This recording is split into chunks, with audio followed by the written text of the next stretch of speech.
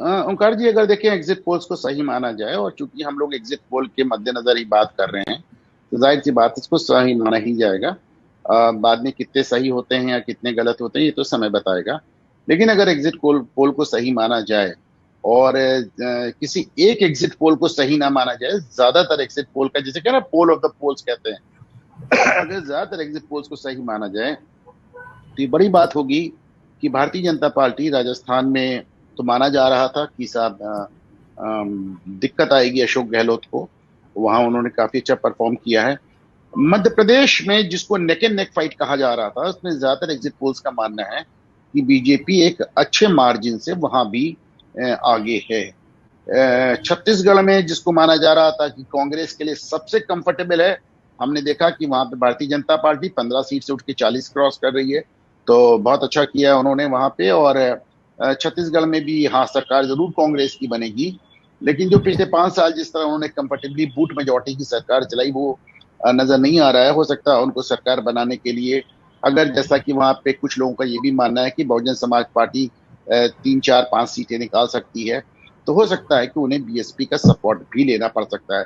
कांग्रेस का सबसे अच्छा प्रदर्शन मैं मानता हूं, ओंकार जी, तेलंगाना में, जिसके के लिए देखिए, वो सबसे बड़ी पार्टी बन के नहीं उभर रही है। तेलंगाना कुछ और बता रहा है। देखिए, 5 राज्य में, 1 मिनट लूंगा अपने ओपनिंग सेंटेंस में ही ओंकार जी, पर जी जी। 5 राज्यों में चुनाव हुए, और मैं जो इन 5 राज्यों से जो सबसे महत्वपूर्ण जो संदेश है, वो तेलंगाना से निकलता देख रहा हूं।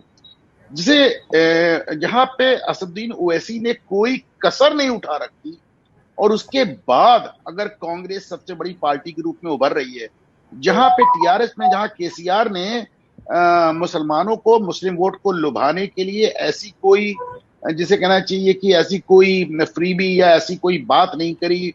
वो तो अलग आईटी पार्क तक बनाने जा रहे हैं, उनके लिए क्या नहीं किया उन्होंने। और क्या आपने देखा कि किस तरह अकबरुद्दीन ओवैसी विधानसभा में डिमांड्स उठाते थे, और केसीआर खड़े होकर वहीं उनको तुरंत के तुरंत उनकी सारी डिमांड्स को एक्सेप्ट कर लेते थे।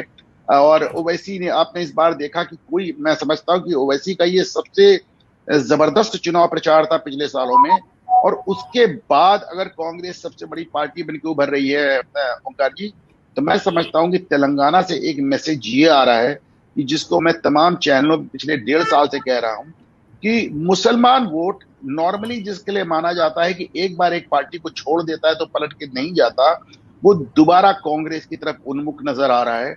और मैं समझता हूं कि ये तेलंगाना से निकलता हुआ जो मैसेज है, मैं बिल्कुल नहीं मानता हूं कि कोई सेमीफाइनल है और कोई फाइनल है। मैं विधानसभा चुनावों को तो बिल्कुल नहीं मानता, क्योंकि लोकसभा चुनाव को मैं कहता हूं कि नरेंद्र मोदी पे रेफरेंडम, नरेंद्र मोदी पे जनमत संग्रह बन के रह गए हैं, या फॉर मोदी या अगेंस्ट मोदी वोट पड़ते हैं, इसलिए विधानसभा चुनावों को कोई फर्क नहीं पड़ता। लेकिन हैविंग सेड दैट, ये जो एक तेलंगाना से ये एक मैसेज निकल के आ रहा हूं, कि साहब, मुसलमानों की पहली पसंद हैदराबाद में और तेलंगाना में केसीआर ना हो, कि छोड़िए, ओवैसी ना होकर कांग्रेस होने जा रही है। ये इकलौता मैसेज है जो मैं समझता हूं आने वाले 2024 के लोकसभा चुनाव में इसके कोई मायने होंगे, ओंकार जी। बिल्कुल सही टिप्पणी आपने की है। और हमने ये ट्रेंड, अनुपम जी,